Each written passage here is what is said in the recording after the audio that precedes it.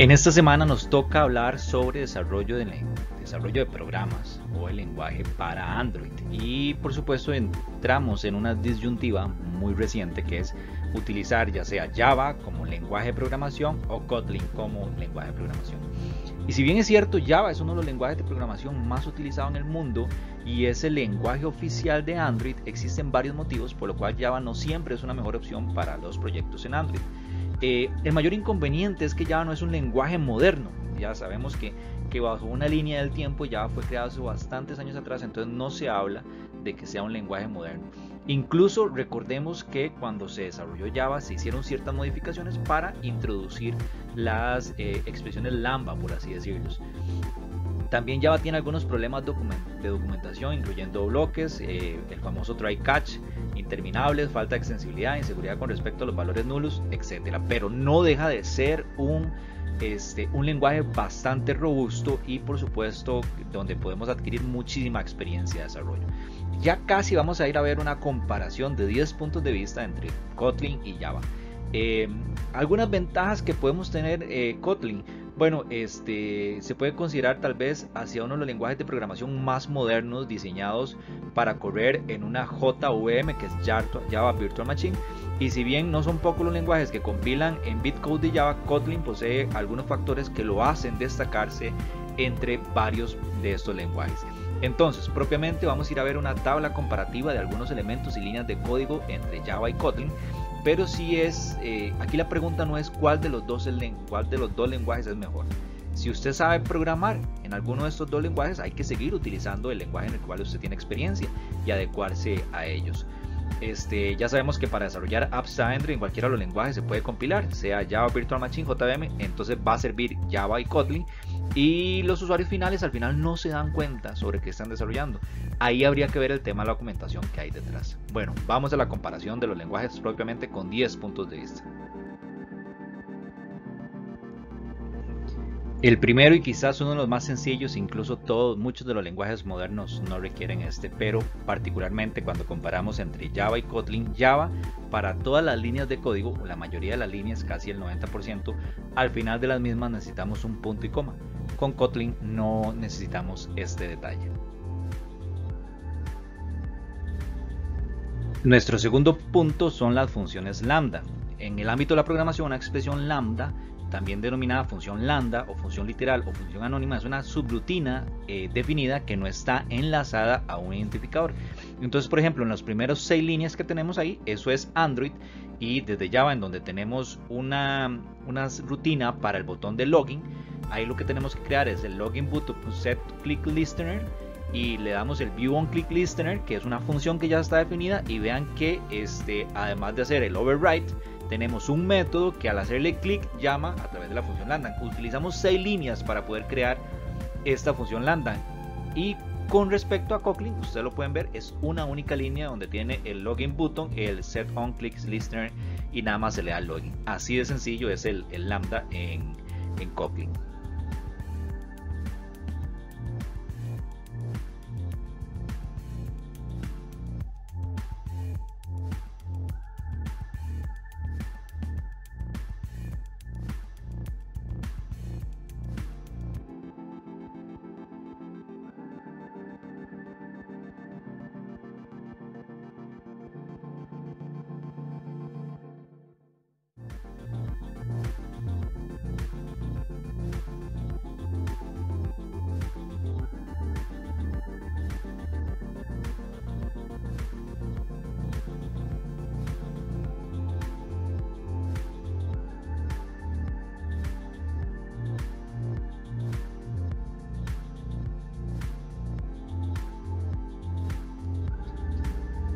El siguiente punto que tenemos son las clases. Mientras que en términos generales en programación, una clase es una agrupación de datos, variables y campos y de funciones y métodos, etc.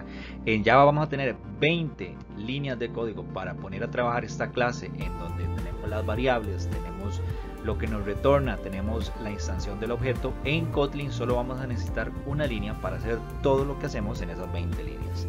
de la clase correspondiente. Entonces aquí tiende a ser más sencillo, ¿verdad? Por eso Kotlin se está volviendo tan popular, porque permite simplificar el código desde muchos puntos de vista. La tarea está que ustedes comparen línea por línea a ver cómo ejecutamos todo eso en tan solo una línea dentro de Kotlin.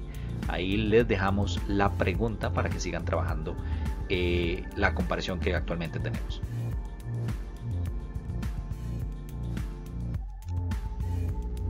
El quinto punto, y vamos por la mitad en este caso, son las famosas funciones. Las funciones también son llamadas métodos, ¿verdad? Que lo que permite es tener aquel método que va a recibir valores, va a procesar lo que tenga que procesar y me va a retornar o me va a devolver un resultado. Entonces, como bien lo dice ahí la teoría, los métodos o funciones nos permite dividir el trabajo que hace un programa en tareas más pequeñas separadas de una parte del código principal. Ese es el concepto de función en programación. Con respecto a Java, vean que ahí tenemos en 4 líneas definida la función. Está el tipo de valor que me va a retornar, el nombre de la función, el valor que recibe, y después en la línea 3 tenemos return x por x, es una función derivada al cuadrado. En Kotlin es muy sencillo, ponemos fun, el nombre de la función, al cuadrado, va a recibir un valor de tipo entero y no le decimos que nos va a retornar algo, simplemente hacemos la operación correspondiente. Así de sencillo se maneja en Kotlin las funciones. Este otro caso particular que tenemos es cuando filtramos elementos de una lista. Si ustedes se dan cuenta, para el ejemplo de Java tenemos el arreglo tipo lista, list, que se llama lista pares, donde creamos la lista y necesitamos de un bucle o un ciclo para poder llegar y filtrar, llenar la lista incluso y después mostrar la lista. En el caso de Kotlin termina siendo más sencillo, ¿verdad? Lo que tenemos es val lista pares, número filtre, it porcentaje 2 igual a 0, entonces ahí tenemos la nueva lista de todos los valores pares. Entonces, si ustedes se dan cuenta, en lugar del ciclo y el if interno que tenemos en Java, en Kotlin termina siendo más sencillo, de acuerdo a lo que acabamos de ver en esas tan solo 2 líneas.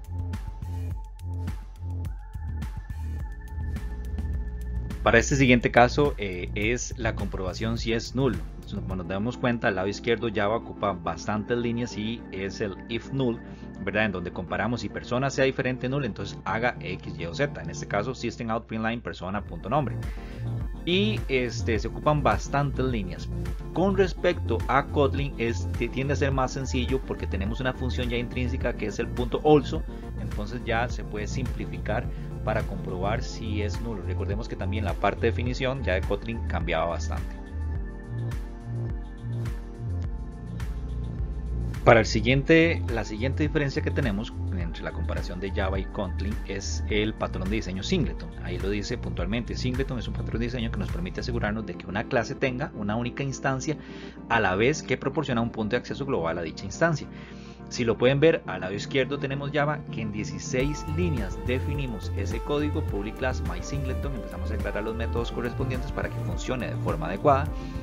Y una vez que se tiene todo bien definido, empezamos a definir el resto de variables y funciones. Con el caso de Kotlin es muy sencillo, no tenemos que declarar todas las líneas, nada más escribimos object mySingleton, que ya está predefinido dentro de Kotlin para poder utilizarlo.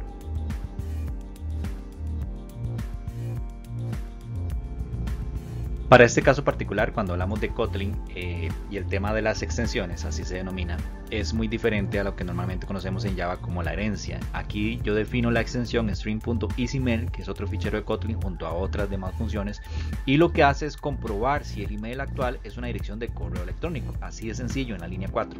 Y después lo que hacemos es, ya en el código de una clase diferente, lo que utilizamos es venir y llamar al método que habíamos creado, isImail, y poder utilizarlo. Es una extensión de la que ya teníamos, por así decirlo, que, insistimos, es muy diferente a la famosa herencia que se conoce en Java o en otros lenguajes de programación.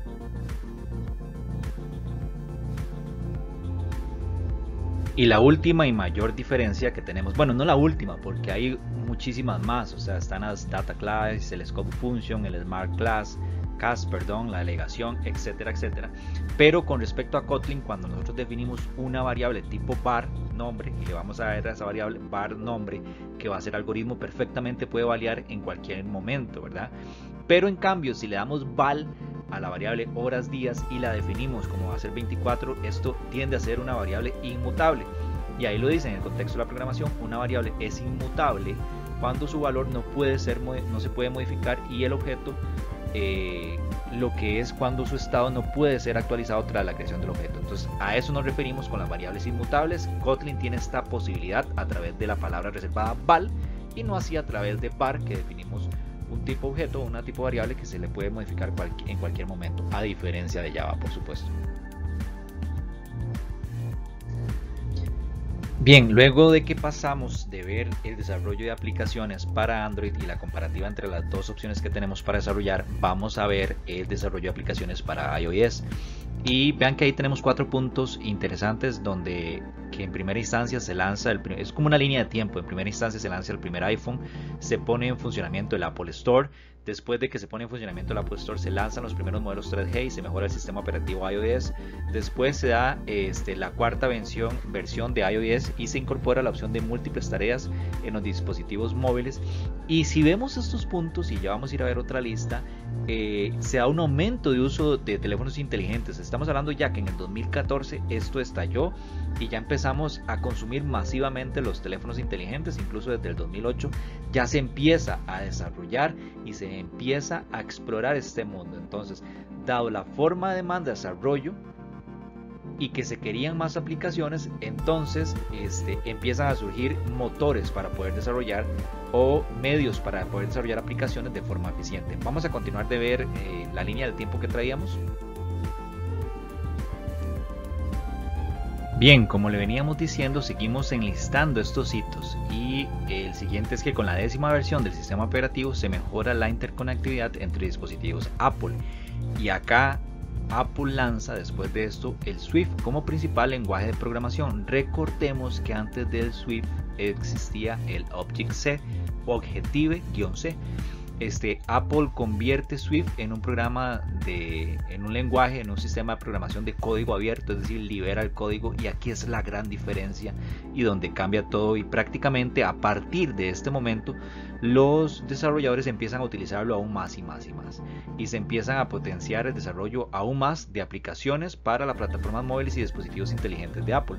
Entonces estos son algunos de los hitos y fechas, o hitos particularmente porque no enlistamos las fechas más importantes de los desarrollos que se aplican para los dispositivos a lo que Apple se refiere. La pregunta es, ¿cuál es más importante? Aquí es donde viene la comparativa, Objective-C o Swift, ¿verdad? La diferencia principal en términos generales es que Swift es de código abierto, ¿verdad? Ahora sí, vamos a ver una comparativa.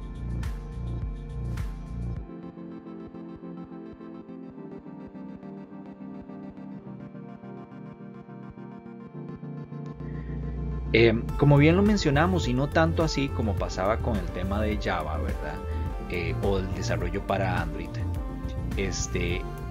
Swift versus Objective-C, vamos a traducir esta tabla de 5 puntos. En primera instancia, Swift, la sintaxis es más clara, más concisa y está de una forma más moderna y más fácil de lectura, ¿verdad? Con respecto a Objective-C, que es base, o sea, está basado en el lenguaje tradicional que es C. Entonces ya ahí tenemos un lenguaje robusto que por supuesto cuando te sacamos Swift, entonces cambian bastantes cosas con el uso.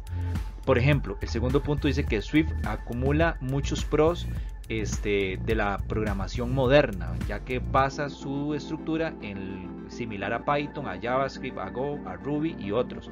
En cambio, Objective-C, al ser basado en C, se dice que tiende a ser dificultoso para entenderlo.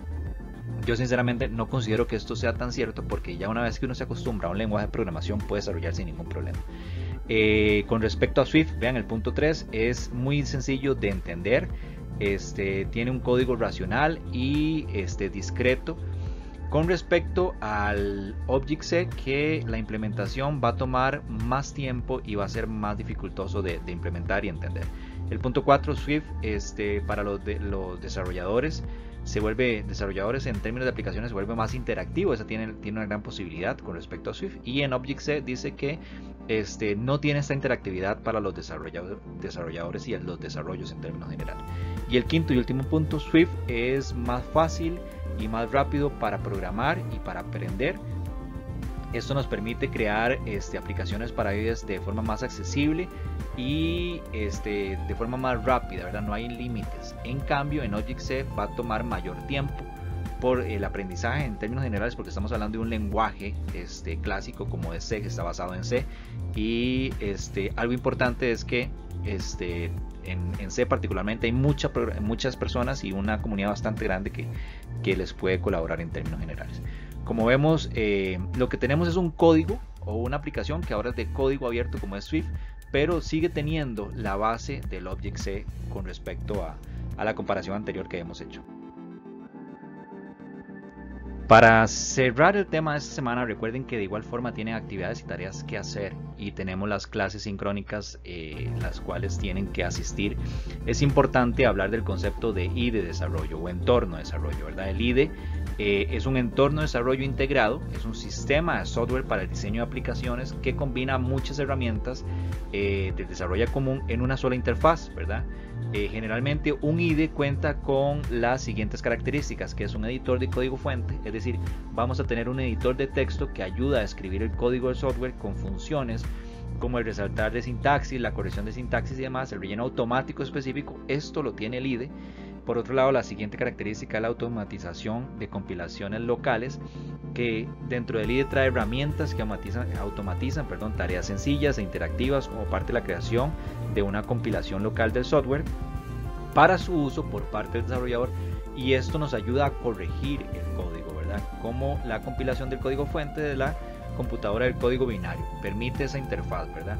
Y la última es la depuración, ¿verdad? O el debugger, que es el programa que sirve para probar otros programas y mostrar la ubicación del error en el código original. Él nos va a indicar dónde suele estar el error particular y nosotros vamos a tener esta facilidad para ir a corregirlo. ¿Por qué solemos utilizar los IDEs de desarrollo? Porque perfectamente podemos desarrollar en Notepad, ¿verdad? Ojalá Notepad++, que nos va indicando o nos va resaltando las diferencias de código. Bueno, el IDE va a permitir que los desarrolladores comiencen a programar aplicaciones nuevas con mayor rapidez, ¿verdad? Porque vamos a tener herramientas que se van a complementar con nuestro conocimiento de desarrollo, ya que no vamos a necesitar establecer ni integrar manualmente variables, herramientas, y esto normalmente uno lo hace en el proceso de configuración. Ya el IDE nos permite trabajar eso. Tampoco va a ser necesario que pasemos horas buscando aquellos códigos puntualmente donde está fallando, porque el programa simplemente no corre. Entonces nosotros tenemos que ir a ver dónde está el error, en cuál de todas las líneas de código que escribimos. Recordemos que el IDE con el depurador nos permite ir a localizar esos códigos propiamente. ¿Qué otras funciones comunes se encuentran en los IDEs? Se encargan de ayudar a los desarrolladores a organizar el código. Con el tema de la indentación, muchos IDEs nos ayudan en esto. Ayudarnos con el flujo de trabajo y a solucionar problemas. Los IDEs analizan el código mientras se va escribiendo, que eso es algo muy importante, que nos ayuda mucho. Y en términos generales, los IDEs terminan siendo una herramienta colaborativa para realizar procesos de desarrollo más eficientes y más efectivos. Hay muchísimos. Para Python está el Colab, que yo lo recomiendo, que está dentro de Google. Para Java tenemos al NetBeans, por ejemplo. También está Eclipse, ¿verdad? El IntelliJ. Hay muchísimos, como bien los indicamos. Está el de Swift, el que acabamos de ver, ¿verdad? Particularmente Swift es una plataforma y va a tener su desarrollo para desarrollar para iOS. Eso sería con el tema de IDE. Y nuevamente, por favor, hacer las tareas que tenemos para esta semana y no olviden participar en las actividades de foro. Recuerden que la próxima semana es la clase sincrónica y es importante no faltar a este tipo de lecciones.